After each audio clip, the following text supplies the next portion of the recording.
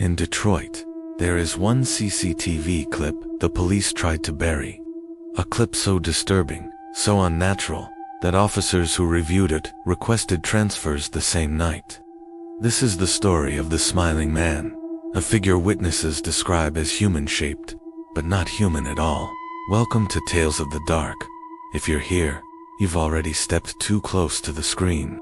The first known encounter happened in 2018 on Baker Street, a quiet block known mostly for empty storefronts and late-night traffic. The story begins, as many do, in the dead of night. At 3:11 a.m., a security camera captured a man standing perfectly still in the middle of the road, not moving, not blinking, just smiling. His mouth was stretched wider than should be possible, almost as if it were carved into the skin, frozen. When officers zoomed in on the footage, they noticed something far worse. His chest wasn't rising. He wasn't breathing. He just stood there, under the faint orange glow of a streetlight, a grotesque statue of a man, smiling at nothing, a silent sentinel in an empty city. The thing is, the smiling man doesn't move like a normal person. He doesn't walk. He follows a pattern. Rumors from the darkest corners of Detroit's online forums say he moves in segments, 3 steps, then a dead stop. 3 more steps, then another unnerving pause. His head turns without his body following, snapping into place with an unnatural quickness. Locals who claim to have seen him say this is how you know he is near. You won't hear the casual, uneven rhythm of normal footsteps. You'll hear a pattern, a walking rhythm so precise, so mechanical, that once you notice it, you can't unhear it. It's the sound of something pretending to be human. A witness named Rena Caldwell, who saw him from her apartment window one night, said, "He walked like he was copying someone, like he was imitating being human, and doing a terrible job of it." The next confirmed incident involved a man named Evan Mercer. His last known moments were recorded by that very same camera on a different night, but at the same time, 3:11 a.m. In the footage, Evan is just walking home, hands in his pockets, probably thinking about his bed. Then, the smiling man appears, emerging from the deep shadow of a bus stop shelter. Perfectly timed. Frame by frame, he closes the distance, mirroring Evan's steps exactly 3 seconds behind him. Every step Evan takes, the smiling man takes a matching one. Every slight turn of Evan's head is mimicked with chilling precision. At the end of the block, Evan turns a corner, out of the camera's main view. But the lens catches one last, horrifying moment before the file corrupts. The smiling man is standing inches behind Evan, still smiling that impossible smile. Evan Mercer was reported missing the next morning. There was no sign of a struggle, no fingerprints, no witnesses. There was only a corrupted video file on a police server labeled recovered_3211. Faced with mounting fear and unexplainable evidence, the Detroit PD quietly launched an internal investigation. They never announced it publicly. They didn't want to cause a panic, but leaked notes from a detective's personal files revealed that officers had discovered a terrifying pattern, a digital signature left behind by this entity. Every single sighting occurred at exactly 3:11 a.m. Every victim was walking completely alone. Every video clip ended in a burst of digital static right at the crucial moment. No clip ever contained any audio, only an oppressive, digital silence.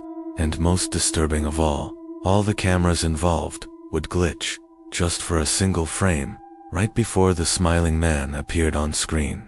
But when officers dug deeper, reviewing the raw CCTV files from the server's backend, they discovered something truly impossible. The footage was recorded months before the cameras were even installed. The video of the smiling man existed before the technology to capture it was even there. Perhaps one of the creepiest rumors doesn't come from a grainy video file, but from a first-hand account. A woman living in an apartment across from that haunted stretch of Baker Street could unsleep one night. She went to her window for a breath of fresh air and looked down at the street below. At exactly 3:11 a.m., she saw him.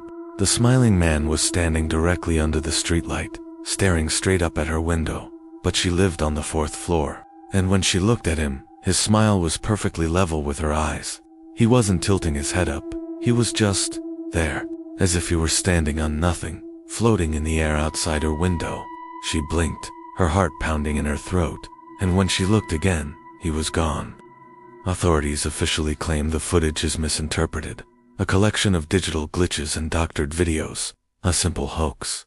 But if that were true, why did they seal off every single camera facing that street? Why were records of Evan Mercer's disappearance quietly scrubbed from public databases? The official story doesn't add up. Something happened on Baker Street. Something is still happening. Part 2 of this investigation begins now. If you think you've heard the worst of it, you're wrong.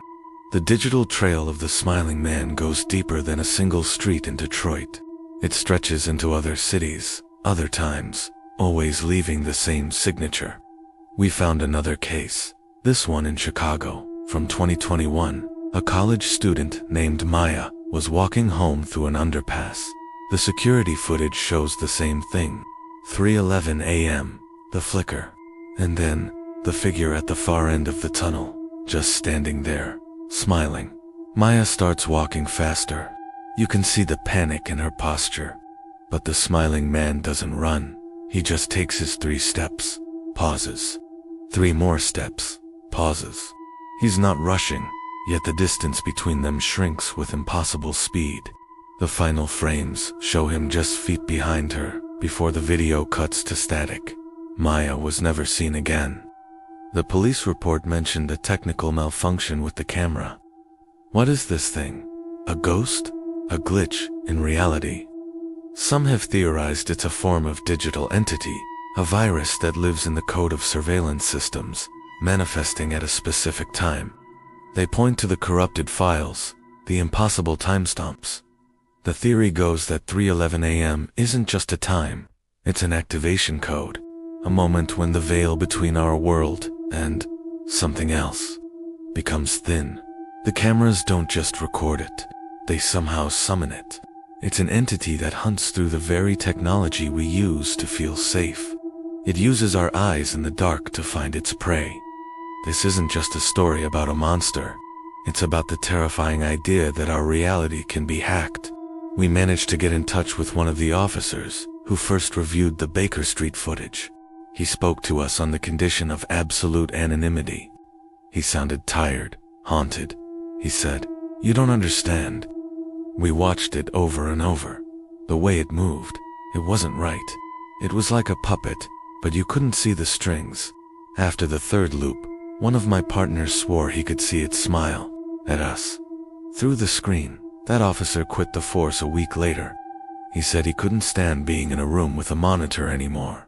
He said sometimes, late at night, he still hears it. Not footsteps, that distinct 3-step rhythm. Tap, tap, tap, pause. Tap, tap, tap, tap, pause.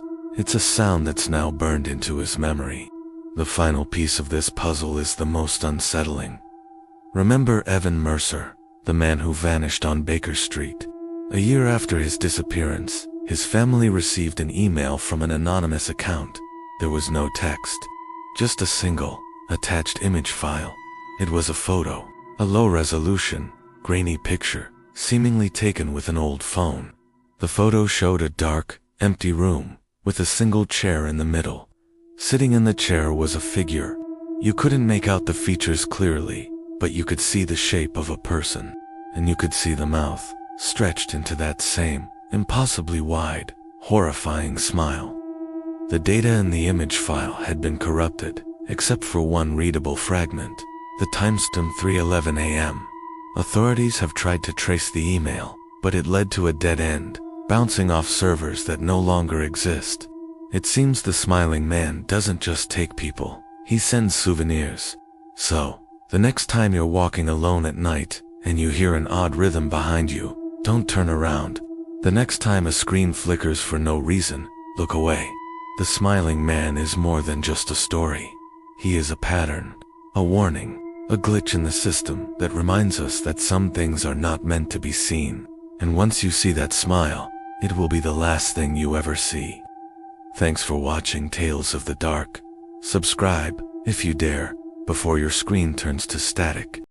In the digital abyss of the internet, Some stories refuse to die. They fester in forgotten forums and whisper through anonymous message boards, waiting for the right person to find them. This is one of those stories. It begins in 2021, when an anonymous officer, risking their career, leaked screenshots from a place few have ever seen: Detroit's restricted CCTV archive. This wasn't your standard collection of traffic violations or petty crimes. This was a digital vault for the unexplained, the impossible. One folder in particular stood out, its label a chilling declaration: Case_3211, non-human subject. Inside this folder were 47 video files. All of them were corrupted, glitching, almost unwatchable. But as analysts painstakingly pieced them together, a horrifying picture emerged. Each clip showed the same thing: a tall, unnaturally thin man, walking down deserted city streets. His movements were wrong, a jerky, puppet-like gait that defied human biomechanics. But the most unsettling feature was his face. It was frozen in a wide, unblinking smile. A smile that didn't reach his eyes. A smile that felt less like an expression and more like a mask. But there was one more detail, a detail so disturbing it was initially dismissed as a technical anomaly. In every single one of those 47 corrupted clips, another face was visible.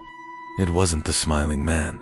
It was a faint reflection, staring out from the dark, black backgrounds of the footage. But here's the thing. Those old CCTV cameras weren't designed to capture reflections. They didn't have the glossy screens or surfaces needed for that. So who did the face belong to? The answer sent a wave of terror through those who knew. It was the face of whoever was watching the footage. Your face, reflected in the screen, even when it shouldn't be possible. Official records show almost no survivors of an encounter with this entity. Almost only one person has ever claimed to have met the smiling man and lived to tell the tale. Her name was Lacey Rowland, a teenager at the time. One night, she was walking home alone, the kind of quiet, moonless night where every sound is amplified. She heard footsteps behind her. At first, she thought it was just an echo. But then she realized the sound was too perfect. The crunch of gravel, the scuff of a shoe on pavement was perfectly, impossibly synced with her own steps, as if someone was mirroring her every move. Most people would have run, screamed, called for help. But Lacey did something different. She stopped, turned around, and faced the darkness. Standing there, under the weak glow of a distant streetlight, was the tall, smiling figure. Instead of panicking, she looked directly at it and asked a simple question: "What do you want?" The smiling man stopped walking. The eerie mimicry ceased. It tilted its head, a slow, unnatural motion, like a curious bird. And from its frozen smile, a single word escaped, a dry, rustling whisper that sounded like dead leaves skittering across concrete. Attention. That was the last thing Lacey remembered. She passed out, right there on the sidewalk. She woke up 2 blocks away from where she had been, with no memory of how she got there, and, miraculously, no physical injuries. But when she checked her phone, her blood ran cold. Her camera roll was filled with 39 new photos. All of them were pitch black, and every single one was time-stamped at exactly 3:11 a.m. The most horrifying piece of evidence, however, didn't come from a street camera. It came from a place no one was supposed to be. Near one of the sighting locations, a maintenance worker was doing a routine check in the basement of an old, mostly abandoned office building. Tucked away in a dusty corner, he found a motion detection camera that had been offline for years, its power supply long dead. Out of sheer curiosity, he decided to take it back to his workshop and see if any data could be salvaged from its internal memory. He wasn't expecting to find anything, but he did. The camera had logged a single saved event from years ago, triggered by movement. The footage was short, grainy, and steeped in shadow. It showed the basement doorway, and standing perfectly still in the frame was the smiling man. But he wasn't alone. Standing just behind him, partially obscured, was another figure. It was blurry, a distorted outline, but its height and posture were an exact match for a man named Evan Carter, a pedestrian who had vanished without a trace from that very street years earlier. It was as if the smiling man wasn't just haunting the streets. It was as if he was keeping something, or someone. As the evidence mounted, the Detroit Police Department did something almost unheard of. They couldn't issue a public warning. It would cause mass panic.